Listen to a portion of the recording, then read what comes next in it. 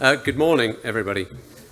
My name's Gavin Hallard. I am also a reservist. I've had what the Air Force would refer to as a zigzag career. I started as a reservist, became a regular, became a volunteer reservist again. Done a period of time on an additional duties contract at 180 days a year, and am now back in my business. I feel somewhat poorly educated, as I'm not a theoretical physicist, I'm a tree surgeon. So a slightly different perspective, but also a different perspective from the scale of business I come from, and we'll talk about that more. So I want to talk about these things: Astra, reserve activity, employer engagement, and really where we're going with reserve optimisation in the Air Force. And I want to talk about Astra first. You'll see on the slides a logo at the top right-hand side, and that is the Astra logo. And that's about the way the Air Force is going to go forward. The Air Force's motto is per ardua ad Astra, through hardship to the stars. And Space Commander stood up, and the Air Force is heavily involved in that. It's about the future. It's about a different domain and something that we have to be heavily involved with. And Astra is the way the Air Force will get there. And I just want to read very clearly from the way the Chief of the Air Staff has put this, and then bring some context to it. Astra is the campaign to build our next generation Royal Air Force, the Royal Air Force of 2040. The Astra vision is of a world-class, integrated, capable and inclusive Air Force delivering decisive effect across all domains. Astra is about empowering ideas from the whole force, and we've heard whole force mentioned before today. That's regulars, reserves, civil servants, contractors, even air cadets who represent the future generation. There must be a sharp, near-term focus on improving our agility, lethality, productivity and efficiency through a transformative approach to people, infrastructure, equipment and training. Astra will empower the Royal Air Force whole force to innovate and accelerate the changes we need to be fit and ready for the future, embedding the best ideas into service. And you've heard from my single service colleagues very similar threads about how we want to change our business. And the reason I like that statement so much is about moving away from groupthink. And I'll use a really small idea to articulate that.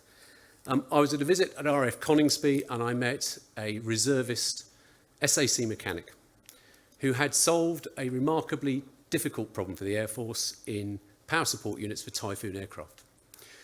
The NATO stock number for the critical part highlighted on JDMI, the defence supply system, that there were no parts available in the supply system. The reservist took the piece of equipment apart and said, "You do know this is a thermostat for a Mercedes Sprinter van." The point I make is that what our reservists bring to us is individual thought, challenge the normality, and allow us to think differently about the problems we see in defence, and it is absolutely critical. So, what have we been doing? 2021, as many people have mentioned, was a really challenging year, and I've got a slide of where we're going to go in 2020 up here, but I'd just like to highlight a few key nuggets from 2021 for the Air Force. We mobilised over 700 people in 2021, thanks to the support you as employers gave us. Of those, over half were employed in COVID activities. But we also, across that time, in the reserve service days, those individual training weekends, 53% of the time your people gave to us was directed to operational output. And that's about a vision in the force of how we use reservists and how engaged they have to be and will be going forward in the business of delivering operations for the Air Force. And if you look at this slide, you'll see that we've got a remarkable spread of work. The Air Force is unusual in that it delivers operations from the UK home base. So 20,000 people are involved in operations, 6,000 directly, 2,500 deployed, and 3,500 operating remotely. 20 operations, 25 countries, all around the world. And I've picked a few out here that are critical. Quick reaction alert. You will see regularly in your news that we have aircraft being scrambled from Coningsby or Lucas to support this. We have reservist, flight operations personnel working in that location, supporting that activity. Operation Biloxi, quite topical, NATO air policing on NATO's eastern flank. We've had an example in our work in Estonia where 25% of that detachment that were not directly part of the flying branch were reservists, delivering that effect for defence in support of NATO on NATO's eastern flank. Operation Shader is our work countering Islamic terrorism. And what's interesting about that is how we've utilised this enduring operation to change the way we want to fill some of the personnel posts. So some of the movement posts are permanently marked as reservist fill to give us that predictability in our engagement with you as employers about how we intend to use your people.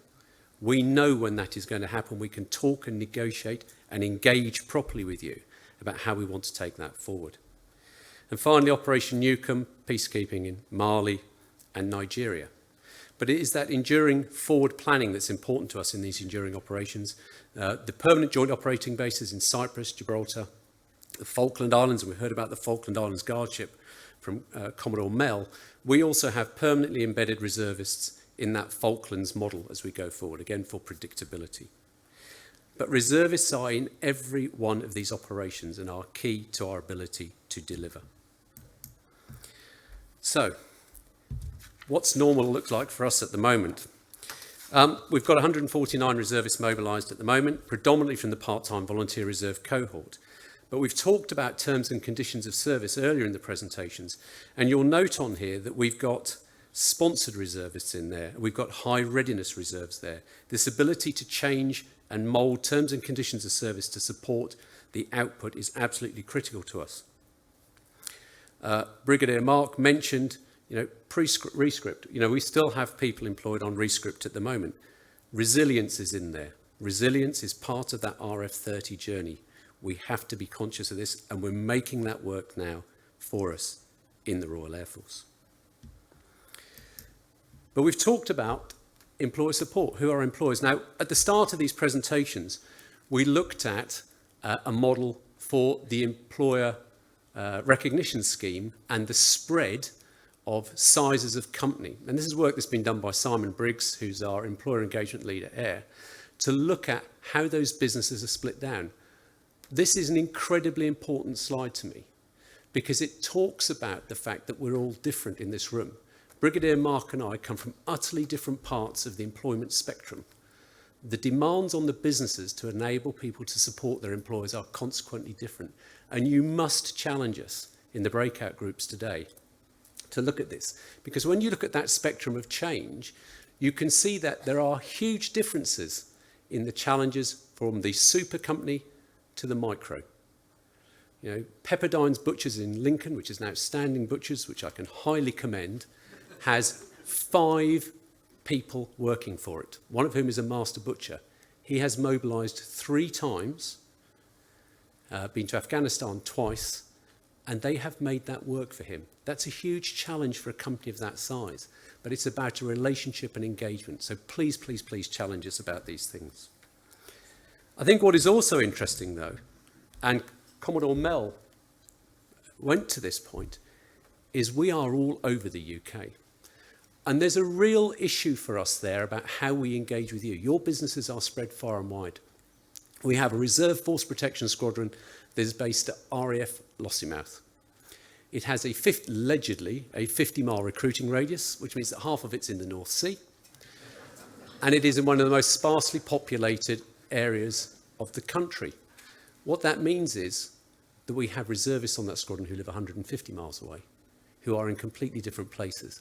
And it's about understanding that and understanding that with you about how we make this relationship work. So what are we going to do to try and help with that? We are going to and have created some area regional employer support officers, 13 posts at the moment, to link up to a model that meets the RFCA model and the RFCA laydown.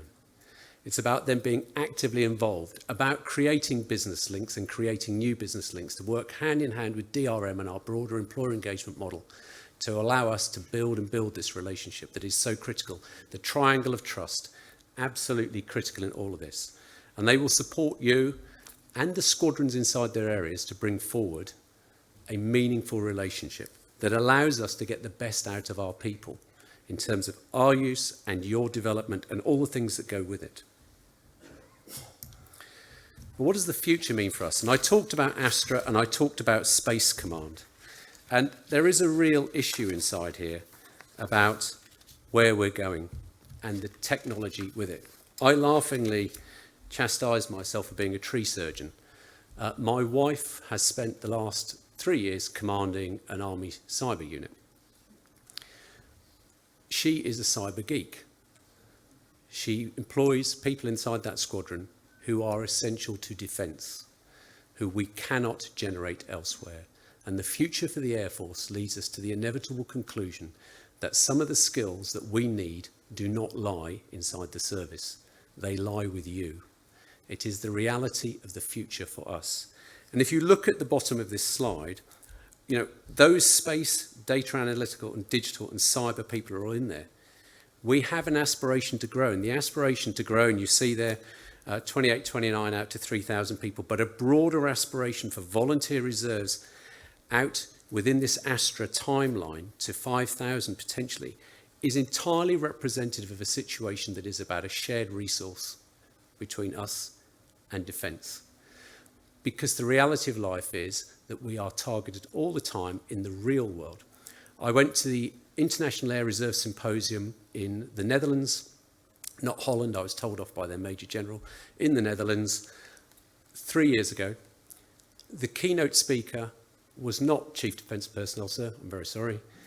It was the head of Siemens, the Chief Executive Officer of Siemens, to talk about the fight he had, the real battle for his nation in industrial espionage and cyber attack, and how he wanted this model to look and how he thought the national model for defence should change. And these niche skills for the Air Force are going to be absolutely critical to the way we play our part in defence operationally. How are we going to do it? There's an Astra blueprint and the optimisation approach. The work we see going on now in our optimisation is a foundation for the future. It's how we're going to build this new Air Force. We've talked about new ways of working, but we need to retain what's good. 53% utility out of the reserve service days we have is not something we want to throw away. It's absolutely critical. And in some areas is providing some remarkable output. Maritime patrol would be a great example. We'll talk about it later. But it's integral to that Astra approach. And it is in the top 20 programs. Now, the Air Force has got some really interesting programs going at the moment, but this is part of the top 20 of 75 major change programs going on in the Air Force now.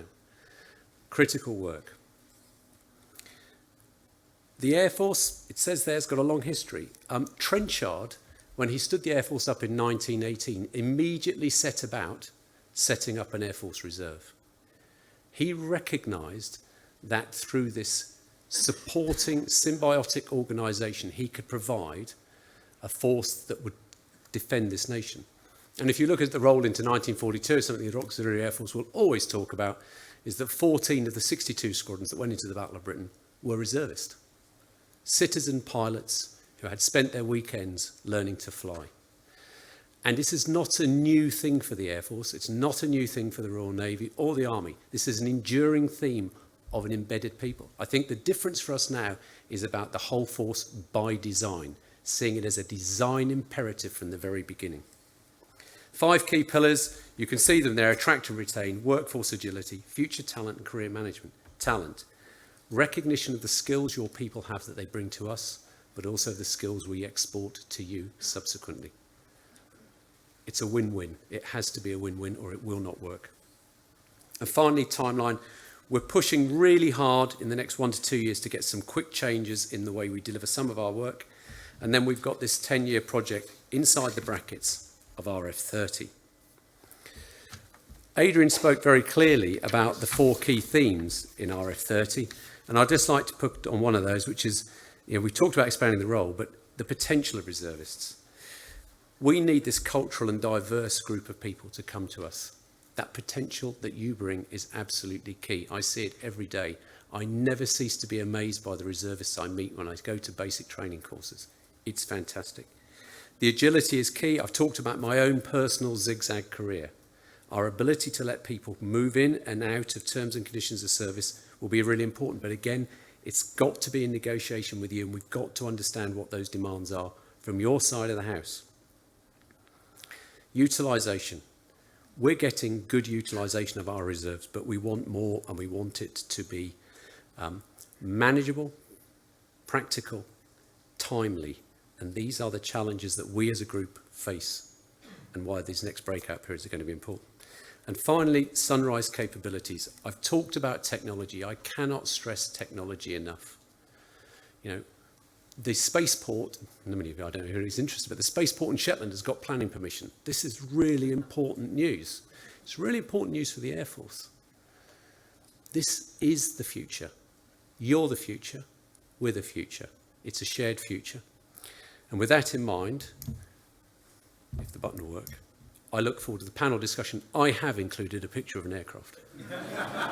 Thank you.